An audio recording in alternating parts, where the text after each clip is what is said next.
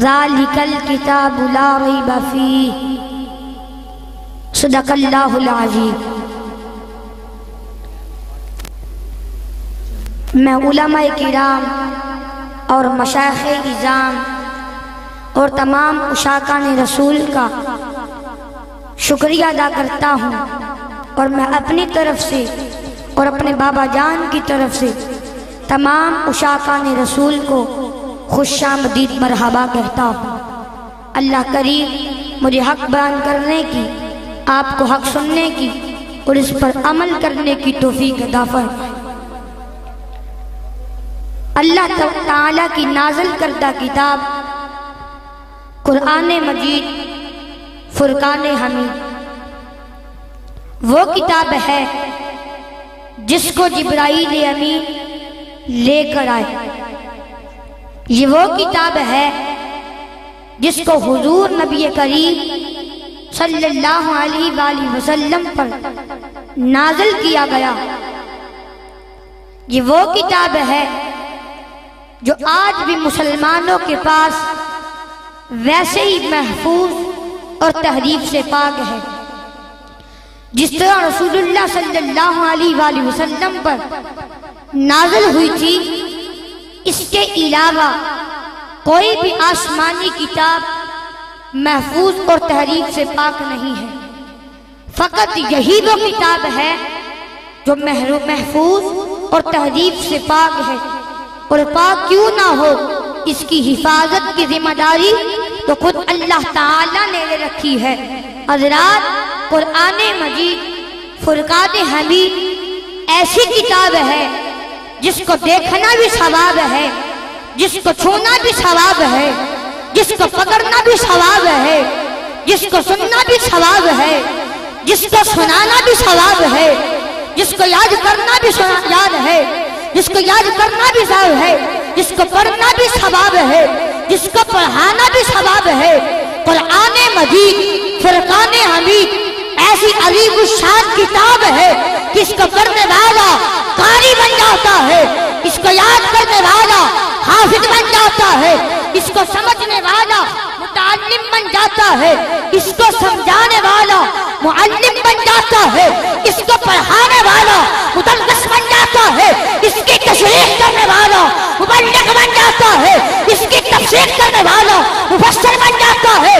نہیں، ارے یہ تو وہ کتاب ہے کہ اس پر عمل کرنے والا ولی اللہ بن جاتا ہے، اس کو سمجھ کر اس پر عمل کرنے والا ولی اللہ بن جاتا ہے۔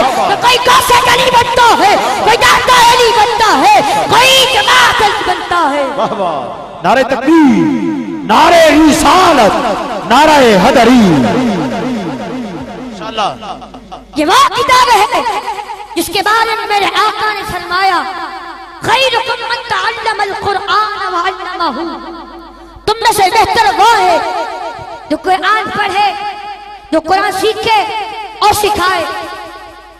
میں بڑے ادب سے اس عظمت والی کتاب کی خدمت میں عرض کرتا ہوں کہ قرآن جب اپنا تعارف کرا تو قرآن اپنا تعارف کراتے ہوئے کہتا ہے، بل ہوا قرآن مجید، میرا نام قرآن مجید ہے، فی لوح محفوظ، میں لوح محفوظ میں تھا، وَإِنَّهُ لَتَنزِيلُ رَبِّ الْعَالَمِينَ، مجھے رب العالمین نے نازل فرمایا، نازل بِهِ الروح الامین، مجھے جبرائیل امین لے کر آئے، بما نزل علی محمد، میں محمد صلی اللہ علیہ وآلہ وسلم پر نازل کیا گیا، اِنَّا أَنزَلْنَاهُ فِي لَيْلَةِ الْقَدْرِ، میں قدر والی رات نازل کیا گیا، شہر رمضان الذی انزل فیہ القرآن، مجھے رمضان کے عظیم مہینے میں نازل کیا گیا۔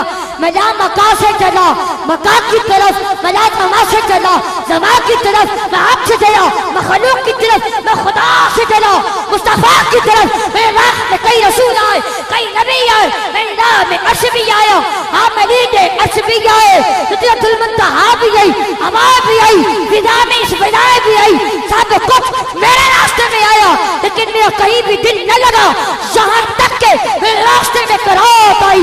میں کبھی اپنی سیاہی سے مجھے اپنی طرف بلاتی، اور کبھی اپنی سفیدی اور چمک سے میرا دل لگاتی، اور لیلۃ القدر کی رات تھی، لیکن میں گزر گیا ہیا کی خلوتوں میں رب کا حبیب دیکھو، رب کا یار دیکھو، وطن الانوار دیکھو، نور الانوار دیکھو، سید الابرار دیکھو، دونوں عالم کو سردار دیکھو، تو مجھے اتنا پیار لگا کہ فَإِنَّهُ نَزَّلَهُ عَلَىٰ قَلْبِي بس کے دل میں اتر گیا۔ واہ واہ، کیا بات ہے، کیا بات ہے۔ قرآن تیری رحمت کا دیوان نظر آیا، آقا تیری صورت اور سیرت کا عنوان نظر آیا، ماذاق ہے آنکھیں تو وہ شمس ہے رخ انور، قرآن کے چہرے پہ قرآن نظر آیا۔ قرآن بیماروں کو شفا دینے آیا، قرآن مریضوں کو مسیحا بنانے آیا، قرآن بکڑیا بنانے آیا، قرآن ابو بکر کو صدیق بنانے آیا، قرآن عمر کو فاروق اعظم بنانے آیا، قرآن عثمان کو ذوالنورین بنانے آیا، قرآن حسین کو سید الشہداء بنانے آیا، قرآن اغرابی کو صحابی بنانے آیا، الغرض قرآن بلال حبشی کو دنیا کا سلطان بنانے آیا۔ تلاوت قرآن سے تقدیر بدل جاتی ہے، لکھی ہے جو لوح پر وہ تحریر بدل جاتی ہے۔ کیا بات، میرے اور آپ کی آقا والضحا کے چہرے والے، واللیل کی حسین زلفوں والے، آمینہ کے لال، فاطمہ کے بابا، حضور نبی کریم صلی اللہ علیہ وسلم نے فرمایا جس نے قرآن پڑھا اور دوسروں کو پڑھایا، اسے یاد کیا حلال کو حلال اور حرام کو حرام کھانا، جس نے قرآن مجید پر عمل کیا اور بروز قیامت اپنے گھر کے ایسے تصورات کی شفاعت کرے گا جن پر جہنم واجب ہو چکی ہوگی۔ اللہ حقیقت میں ہمارے لیے قرآن مجید میں تمام مسائل موجود ہیں، شادی ہو، بیاہ ہو، غمی ہو، خوشی ہو، امن و ایمان کی فضا ہو، جنگ و جدال کی کیفیت ہو، قرآن مجید ہر موقع پر ہماری رہنمائی فرماتا ہے۔ پرانے وقتوں میں مسلمان میدان جہاد میں بھی قرآن کے احکام کو مد نظر رکھتا، ارے اس وقت مسلمان کے ہاتھ میں تلوار ہوتی اور زبان پر قرآن ہوتا۔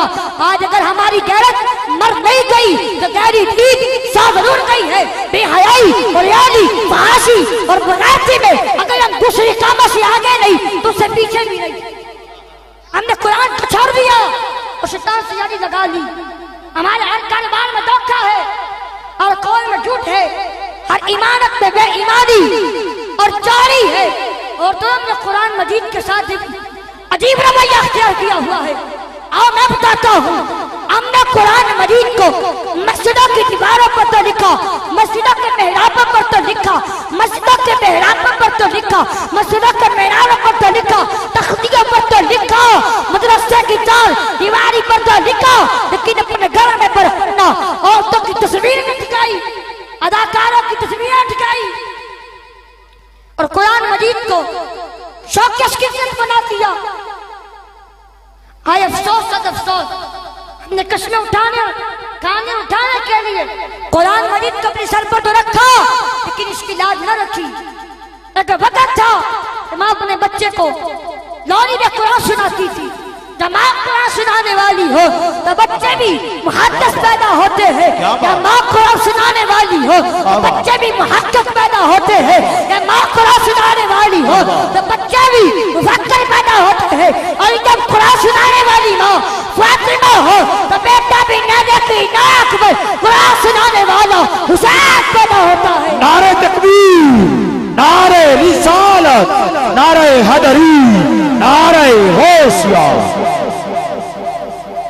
آج ہمارے گھروں سے قرآن کی تلاوت جاتی رہی تو خدا کی رحمت بھی جاتی رہی۔ آج امیر کا گھر ہو یا غریب کا، افسر کا ہو یا نوکر کا، ہر گھر میں پریشانیاں ہیں، ہر گھر میں بے تابی ہے، بے قراری ہے۔ ہم نے قرآن مجید کو الماری میں سجا کر تو رکھا لیکن اس کو اپنی زندگی کی زینت نہ بنایا۔ ہم نے قرآن مجید اور اس پر عمل کرنا چھوڑ دیا۔ معزز سے زمانے میں مسلمان ہو کر اور ہم خوار ہوئے تارک قرآن ہو کر۔ حضرت شیخ زادی رحمت اللہ علیہ ایک گاؤں کے قریب سے گزرے، ایک بچہ رو رہا تھا، قریب بلا کر پوچھا بیٹا کیوں رو رہے ہو، کیوں رو رہے ہو؟ تو بچہ کہتا ہے حضور آج میں استاد صاحب کے پاس گیا تھا تو انہوں نے مجھے سبق پڑھایا ہے وقودھا الناس والحجارہ، ڈرو جہنم کی آگ سے جس کا ایندھن انسان اور پتھر ہے۔ تو بچہ کہتا حضور مشائخ کے معنی پہ رو رہا ہوں۔ تو فرمانے لگے بیٹا تم تو بھی بچہ کے گناہ کیا ہوگا تو چھوٹا موٹا گناہ کیا ہوگا، کہ بڑا گناہ تو نہیں کیا۔ تو بچہ کہتا حضور میں اپنے گھر میں دیکھتا ہوں جب میری امی آگ جلاتی ہے تو وہ آگ بڑی لکڑیوں کو نہیں لگتی، پر چھوٹی چھوٹی لکڑیوں کو لگا لیتی ہے، پھر بڑی لکڑیوں کو بھی لگ جاتی ہے۔ حضور میں اپنے چھوٹے سے سوچ رہا ہوں کل قیامت کے دن بڑے بڑے کافروں ابو جہل وغیرہ کا معاذ اللہ آگ نہ لگی تو اللہ تعالیٰ مجھ جیسے چھوٹے چھوٹے گناہگاروں کو پہلے آگ نہ لگا لے۔ جب بچوں کی یہ سوچ ہوگی تو وہ کیوں نہ بڑے ہو کر مجدد الف ثانی بنیں گے۔ اپنے بچوں کو قرآن کی تعلیم دو، حدیث کا درس دو۔ جب تمہارے بچے قرآن پڑھیں گے، حدیث پڑھیں گے، تو انہیں پتا ہوگا کہ ماں کا کیا مقام ہے، باپ کا کیا مقام ہے۔ اللہ تعالیٰ میری اور آپ کی حاضری اپنی بارگاہ میں قبول و منظور فرمائے۔ وما علینا الا البلاغ۔